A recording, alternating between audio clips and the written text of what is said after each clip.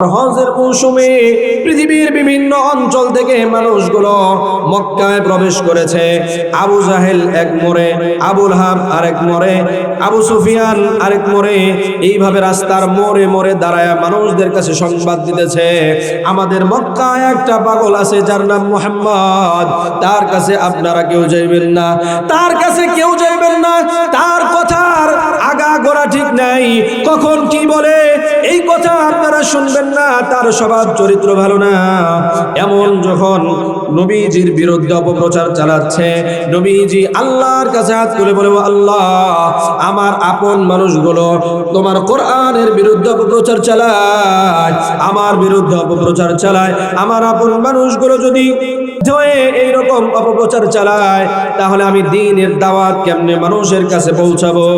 আল্লাহ রাব্বুল আলামিন নবীজিকে ডাক দিয়ে বলেন, ওগো নবীজি, মানুষের দিলের মালিক আমি আল্লাহ। মক্কার বড় বড় কাফের আবু জাহেল, উতবা, শাইবা যাদের কাছে গিয়ে বলবে আপনি পাগল, আপনার কাছে আসতে নিষেধ করবে, আমি আল্লাহ তাদের দিল ঘোরায় দেব, ওই মানুষগুলো অটোমেটিক আপনি নবীর দরবারে হাজির হয়ে যাবে। কাফেররা নবীজির সম্পর্কে মানুষের কাছে যখন বাজে মন্তব্য করতেছিলেন, বাজে মন্তব্য করতেছে নবীজির সম্পর্কে, মানুষের কাছে গিয়ে বলে নবীজি পাগল, মুহাম্মদ পাগল, তার কাছে কেউ যাইবে না। এবার মানুষের মনে একটা ছোট্ট প্রশ্ন জেগেছে, পাগল তো স্বাভাবিক এলাকায় থাকতেই পারে, এটা তো আশ্চর্যের কোনো কথা না, ঠিক না বেঠি? পাগল এলাকায় থাকবে, এটা আশ্চর্যের কোনো কথা না, পাগল থাকতেই পারে, মক্কা নগরীতে একজন পাগল থাকবে, এটা আশ্চর্য হওয়ার কি আছে? তবে আশ্চর্যের কথা হলো এই পাগলের পরিচয় দেওয়ার জন্য মক্কার লিডার আবু জাহেল কেন এসেছে, এই পাগলের পরিচয় দেওয়ার জন্য মক্কার লিডার আবু সুফিয়ান কেন এসেছে, এই পাগলের পরিচয় দেওয়ার জন্য মক্কার লিডার আবুল হাব কেন এসেছে, পাগলের পরিচয় দেওয়ার জন্য এত বড় বড় নেতা কেন মাঠে নেমেছে, এইটা তো আশ্চর্যের কথা। কথা বলেন ঠিক না ঠিক? এখন এই গ্রামে একটা পাগল যদি থাকে, সাধারণ পাগলের তো অভাব নাই, থাকতেই পারে, এই গ্রামের একটা পাগলের পরিচয় দেওয়ার জন্য যদি এই এলাকার মেম্বার রাস্তার এক মোড়ে দাঁড়ায়, এই এলাকার চেয়ারম্যান রাস্তার এক মোড়ে দাঁড়ায়, এমপি সাহেব আরেক মোড়ে দাঁড়ায়, পাগলের পরিচয় দেওয়ার জন্য এত বড় বড় নেতা যদি রাস্তায় গিয়ে নেমে যায়, তাহলে সাধারণ মানুষের মনে একটা কৌতূহল জাগবে, পাগলের পরিচয় দেওয়ার জন্য মেম্বার, চেয়ারম্যান, এমপিরা কেন রাস্তায় নামছে? কথা বলেন ঠিক না ঠিক? কাফেররা যখন মুহাম্মদকে পাগল পরিচয় দেয়, এবার মানুষগুলো বলে আশ্চর্যের কথা হলো পাগলের পরিচয় দেওয়ার জন্য আবু জাহেল কেন আসছে? আর মানুষ সৃষ্টিগতভাবে স্বভাবজাত হলো এমন, মানুষকে যে বিষয় থেকে নিষেধ করা হয় ওই বিষয়টা জানার জন্য মানুষের মনে আরো বেশি কৌতূহল জাগে। কথা বলেন ঠিক না ঠিক? আরো জোরে বলেন ঠিক না ঠিক? এখন মানুষকে যখন বলছে তোমরা কেউ মুহাম্মাদের কাছে যাও না, মুহাম্মদ পাগল, তার কাছে গেলে সে উল্টাপাল্টা কথা বলে, তার কাছে কেউ যাইবা না, তার কথা কেউ শুনবা না, মানুষগুলো বলে আচ্ছা পাগল, তার কথা শুনবো না। যেহেতু পাগলের পরিচয় দেওয়ার জন্য এত বড় বড় নেতারা আসছে, তার মানে এই পাগলটা ছোটখাটো পাগল না, পাগলটাও নিশ্চয়ই কোনো বড় ধরনের পাগল হবে, তো পাগলের কথা শুনবো না, পাগলটা চলো একটা নজর দেখে আসি।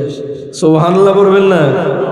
পাগল দেখার জন্য এবার বের হয়েছে সকল মানুষ, কানে হাত দিয়ে বের হয়েছে যে পাগল কি বলে এটা আমরা শুনবো না, কিন্তু পাগল দেখে আসি। যেহেতু পাগলের পরিচয় দেওয়ার জন্য তো বড় বড় নেতারা নামছে, তার মানে পাগলটাও ছোটখাটো পাগল না, বড় ধরনের পাগল, পাগলটা দেখে আসি।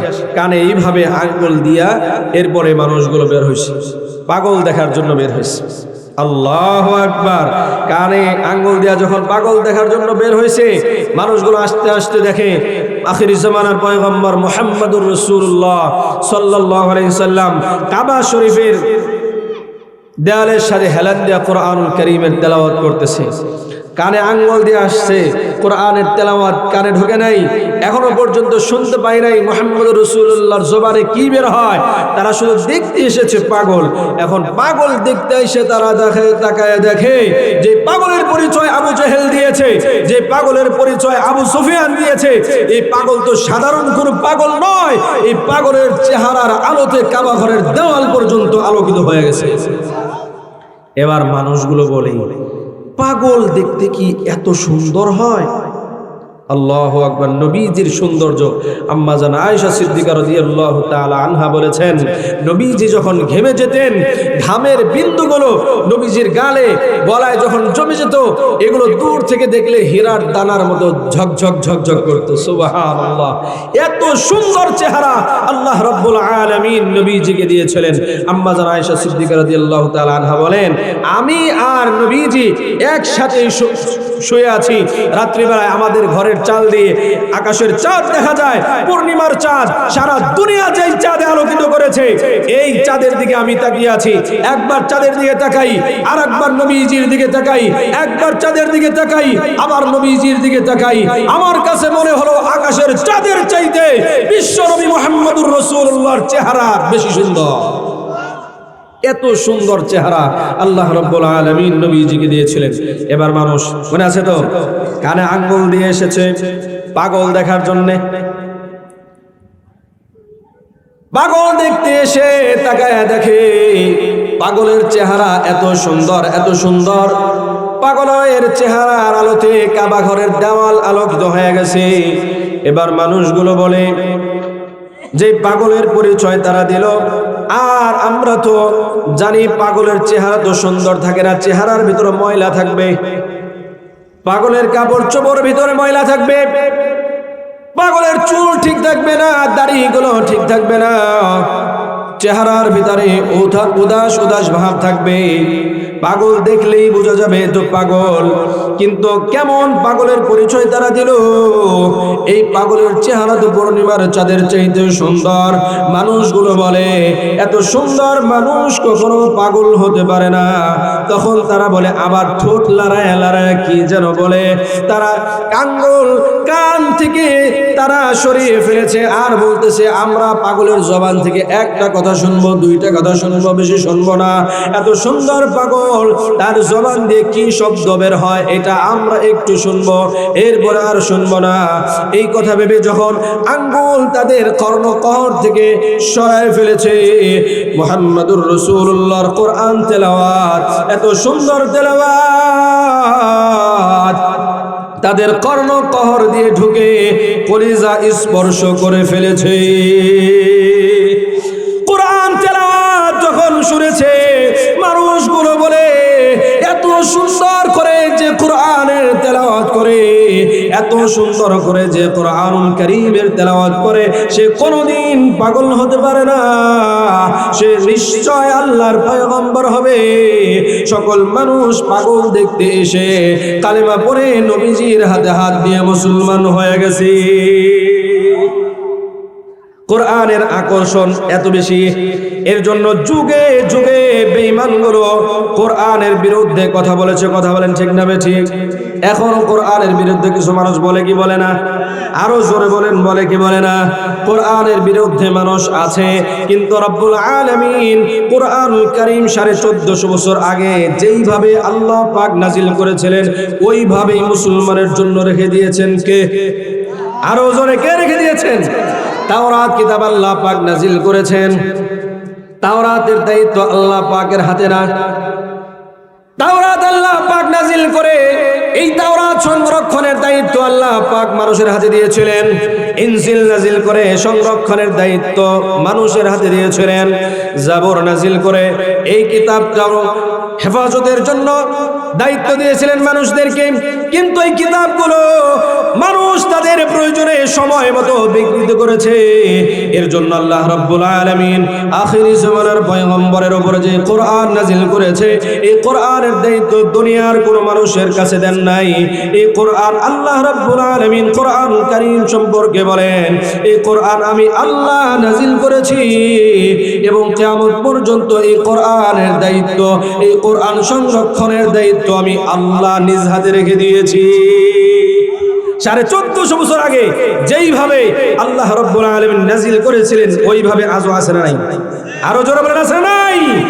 ওইভাবে আছে। এক বিন্দু পরিমাণ কোরআনুল কারীমের ভিতরে এদিক সেদিক হয় নাই। এই কোরআন হচ্ছে পরশ পাথর, যার সাথে ছোঁয়া লাগে সেই সোনায় রূপান্তরিত হয়ে যায়। এই কোরআনের সাথে ছোঁয়া লেগেছে হযরত ওমর ফারুক রাদিয়াল্লাহু তাআলা আনহু। মক্কায় এত বড় কাফের, এত বড় ডাকাত আর ছিল না ইসলাম গ্রহণ করার পূর্বে, কিন্তু যখনই কোরআনের সাথে ছোঁয়া লেগেছে তখনই এমন দাম, এমন মানুষ হয়ে গেছে। নবীজি বলেন আমার পরে আর কোন পয়গম্বর এই দুনিয়াতে আসবে না, কিন্তু আমার পরে কোন নবী যদি এই দুনিয়াতে আসতেন সেই মর্যাদা আল্লাহ পাক হযরত ওমরকে দিয়ে দিতেন। সুবহানাল্লাহ, এত দাম। মুসনাদ আহমদের ভিতরে একটা হাদিস এসেছে, তখনও হযরত ওমর রাদিয়াল্লাহু তাআলা আনহু ইসলাম গ্রহণ করেন নাই। তখনও হযরত ওমর ফারুক রাদিয়াল্লাহু তাআলা আনহু ইসলাম গ্রহণ করেন নাই। হযরত ওমর ফারুক রাদিয়াল্লাহু তাআলা আনহু নিজে মুসনাদ আহমদের ভিতরে হাদিস বর্ণনা করেছেন। তিনি বলেন আমি একবার মুহাম্মদকে কষ্ট দেওয়ার জন্যে, মুহাম্মদকে জ্বালা যন্ত্রণা দেওয়ার জন্যে বের হয়ে গেলাম। খুঁজতে লাগলাম মুহাম্মদকে কোথায় পাই। খুঁজতে খুঁজতে আমি গিয়ে দেখি মুহাম্মাদুর রাসূলুল্লাহ মসজিদে হারামের ভিতরে দাঁড়ায় আছে। আমি নবীজির পিছনে গিয়ে দাঁড়াইলাম। নবীজির পিছনে গিয়ে দাঁড়াইছি, নবীজি আমাকে দেখেন নাই, আমি নবীজির পিছনে। আমি গিয়ে দেখি মুহাম্মাদুর রাসূলুল্লাহ নামাজে দাঁড়ায় সূরা হাক্কা তেলাওয়াত করতেছে। আল হাক্কাতু মাল হাক্কা ওয়া মা আদরাকা মাল হাক্কা। আয়াতের ভিতরে মেল আছে না নাই? এত সুন্দর মিলায়া মিলায়া আল্লাহ রাব্বুল আলামিন কোরআনুল কারীমের আয়াত নাযিল করেছে। হযরত ওমর ফারুক রাদিয়াল্লাহু তাআলা আনহু বলেন আমি নবীজির পিছনে গিয়ে দাঁড়াইছি, নবীজি আমাকে দেখে নাই। আমি গিয়ে দেখি নবীজি সূরা হাক্কা তেলাওয়াত করে। তেলাওয়াত শুনে আমি মনে মনে চিন্তা করলাম মুহাম্মদ কোনদিন কোনো কলেজে যায় নাই, স্কুলে যায় নাই, মাদ্রাসায় যায় নাই, কোনো ইউনিভার্সিটিতে যায় নাই, কিন্তু এত মিলায়া মিলায়া পড়ে, এত সুন্দর করে পড়ে, এগুলো মুহাম্মদ কোথায় পায়? হযরত ওমর বলেন এই চিন্তা ভাবনা করতে করতে নবীজি তেলাওয়াত শুরু করলেন ইন্নাহু লাকাউলু রাসূলিন কারীম। নবীজি তেলাওয়াত করলেন এই কোরআন আমি কোথায় পাবো? এটা আমার বানানো নয়। ইন্নাহু লাকাউলু রাসূলিন কারীম, এক মহা সম্মানিত ফেরেশতা কর্তৃক আনিত এই বাণী। এটা কোরআন আল্লাহ পাক একজন সম্মানিত ফেরেশতার মাধ্যমে আসমান থেকে আরশ আজিম থেকে আমার কাছে নাজিল করে। হযরত ওমর ফারুক রাদিয়াল্লাহু তাআলা আনহু চিন্তা করতেছেন যে এত সুন্দর করে মিলায়ে মিলায়ে পড়ে, তাহলে মনে হয় মুহাম্মদ কবি হবে। আর কুরাইশ বংশের লোকেরা মুহাম্মদকে নবী, মুহাম্মদকে কবি তো বলে, সকলেই তো এই কথাই বলে যে মুহাম্মদ কবি হবে। কবি না হলে এত সুন্দর করে মিলায়া মিলায়া কেমনে পড়ে?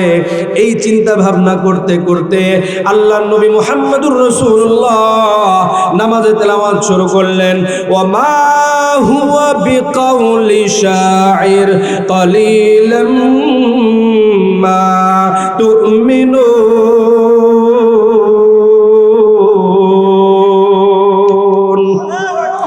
নবীজি তেলাওয়াত করলেন, তোমরা মনে মনে ভাবো এটা কোনো কবিরোক্তি।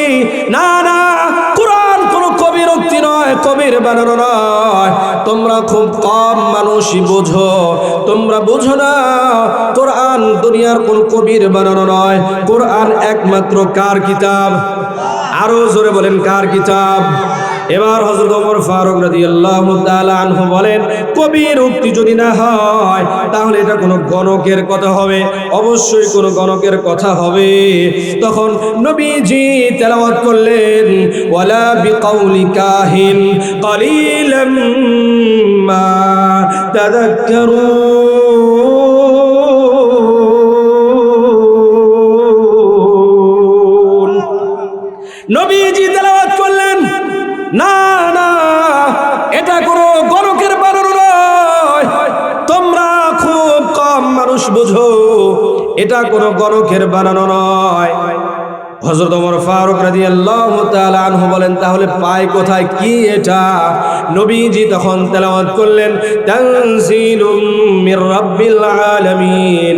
এটা এমন কোরআন তাম পৃথিবীর পালনেওয়ালা যে রব তামাম পৃথিবীর পালনেওয়ালা যেই আল্লাহ, সেই আল্লাহর নাজিলকৃত কোরআন এটা। সুবহানাল্লাহ। হযরত ওমর ফারুক রাদিয়াল্লাহু তাআলা আনহু বলেন, এই ঘটনা যেদিন ঘটে গেল ওই দিন থেকেই আমার দিল ইসলামের প্রতি নরম হয়ে গেছে। সুবহানাল্লাহ।